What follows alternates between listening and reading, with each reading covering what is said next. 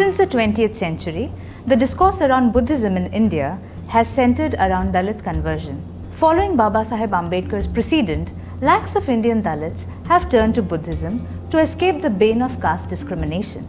But the history of Buddhism goes back to India's ancient past, and today, on the occasion of Buddha Purnima, we shall talk about the life and teachings of Gautama Buddha. Gautam or Shakyamuni Buddha was born as a Kshatriya prince and was named Siddharth. His parents were Sudodhana, a Shakya chief, and Maya Devi, a Kolian princess. Months before he was born, Maya Devi dreamt of a six-tusked elephant that entered her body. It was one of the many signs of the coming of a great soul. The dates are slightly contentious, but Siddharth Gautam is believed to have been born at Lumbini in present-day Nepal in mid-6th century BCE. He is also considered an avatar of Vishnu by some Hindus, but that is a subject we've explored in another episode of Culture Express. The historicity of Buddha and Buddhism was first proven by the deciphered inscriptions of Emperor Ashoka. Siddharth Gautam's birth was on a full moon day in the Hindu month of Vaishakh. Incidentally, his enlightenment and the giving up of his mortal body in the subsequent years also occurred on similar full moon days in the Vaishakh month. Therefore, the day commemorating all three momentous occasions of Buddha's life is called Vaisakh in the Buddhist tradition.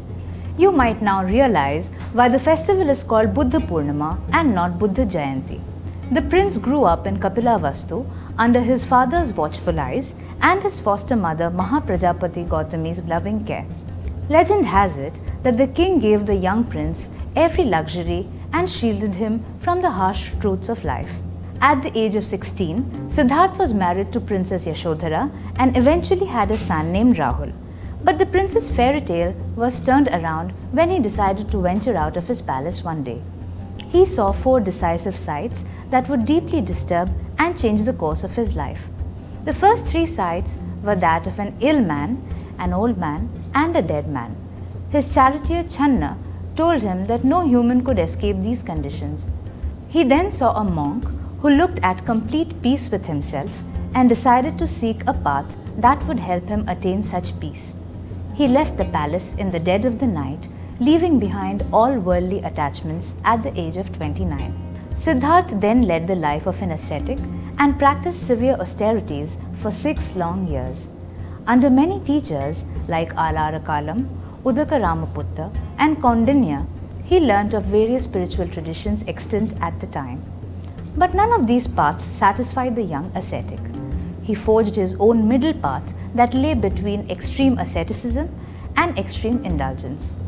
Through dhyan, or the technique of meditation, he ultimately attained nirvana or enlightenment under the famous Bodhi tree at Bodh Gaya.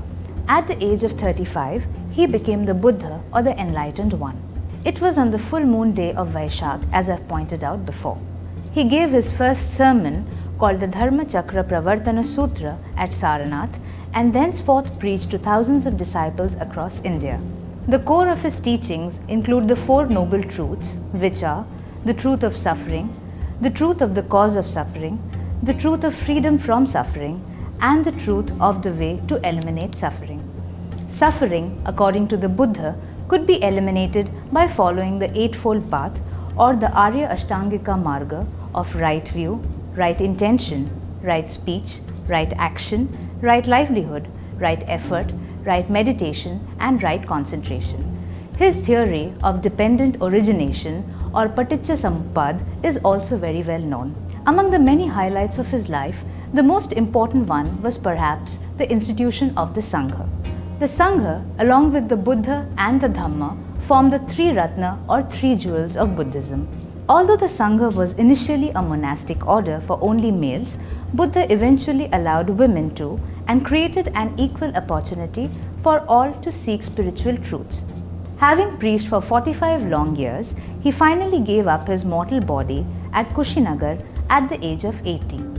All his teachings were collected in the Pali canons called the Tipitaka in the later years by the Sangha in many Buddhist councils. Even today, millions of Buddhists look to these texts for the direction their master took many centuries ago. and Buddha Purnima is one such occasion to remind ourselves of the life and message of one of India's greatest spiritual teachers.